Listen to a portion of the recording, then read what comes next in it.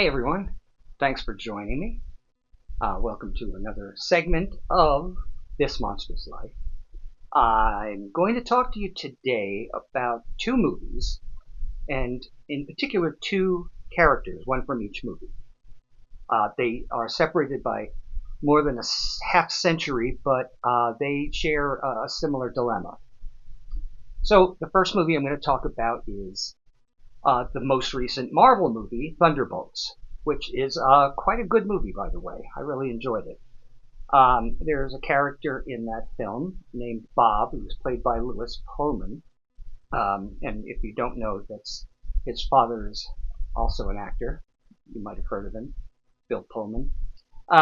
Anyway, the character is essentially an innocent who has been experimented on by Valentina, who is Julia Louis-Dreyfus, and now has these superpowers and is called Sentry.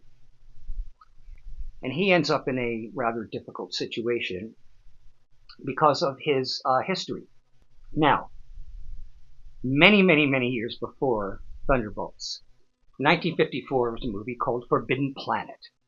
It was a sci-fi film in beautiful Technicolor, a real classic, actually. If you haven't seen it, definitely check it out. Although I am going to give a bit of a spoiler here. So if you don't want the spoiler, then stop listening right now. But in that film, which is kind of a version of Shakespeare's The Tempest, it's not exactly The Tempest, but it's close enough.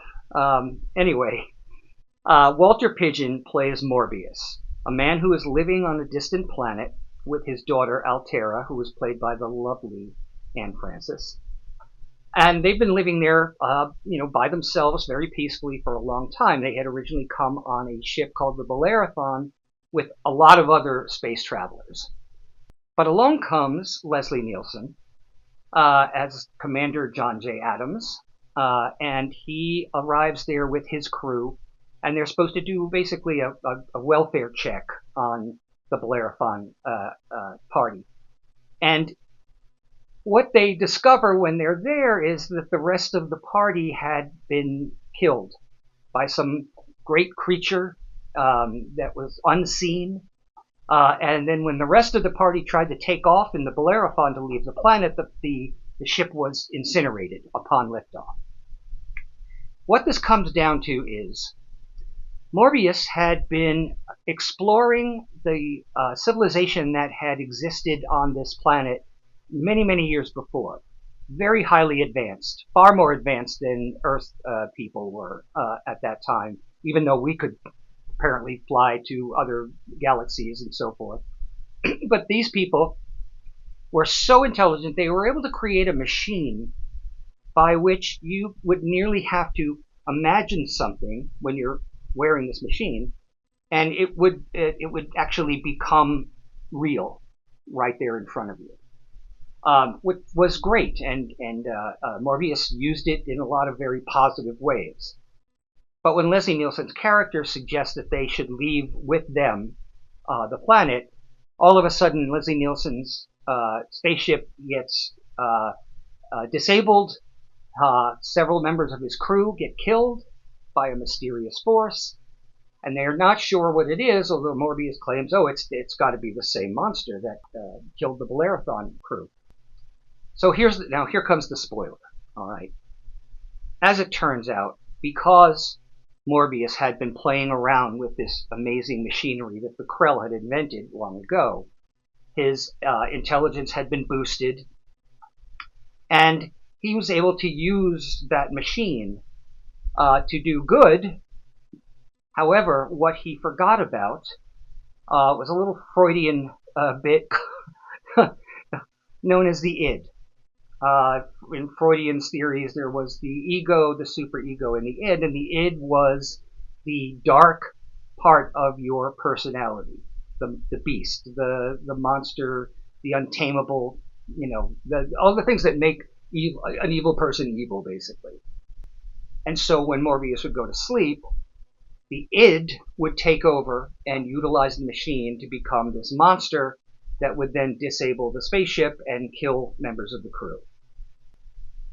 So then Leslie Nielsen's character finally realizes that's what's going on here and points it out to him, and Morbius can't believe it. He can't believe that he's the one who's been responsible for all these deaths all this time.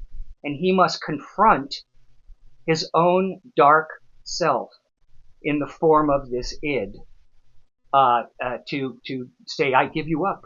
I disown you, because the id would probably kill his own daughter, who had now fallen in love with Leslie Nielsen, of course, because it's, a 1950s movie.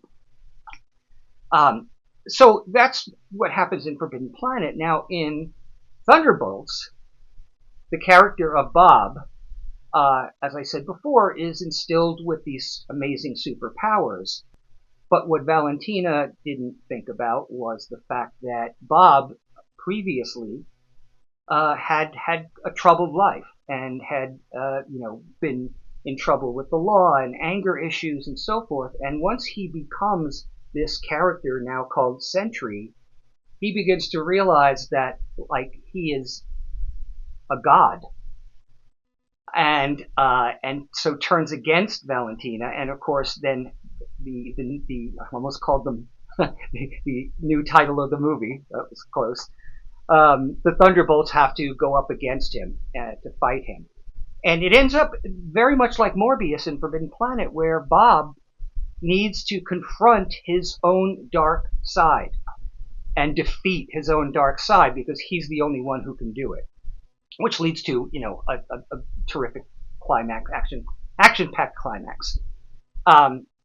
So here you have these two characters that have this basically the same issue in two very different kinds of situations. Of course, if you wanted to go back further, you could look up Robert Louis Stevenson and read a little book called The Strange Case of Dr. Jekyll and Mr. Hyde, which also touches on these very same issues. But these are both great films, and the endings are not the same by any means, but the problem is the same, and it's probably been done a lot of other times as well. But when I'm watching Thunderbolts the other day, this kind of struck me. I immediately thought of the monster from the id, which, by the way, I must point out, in the 1954 film, the monster from the id becomes visible when it's caught in a laser tractor beam or whatever it is, a force field, and he's this huge, lion-looking creature, two-legged creature. Amazing special effects that apparently were done not by the people at MGM, but by animation artists borrowed from the Walt Disney Studio.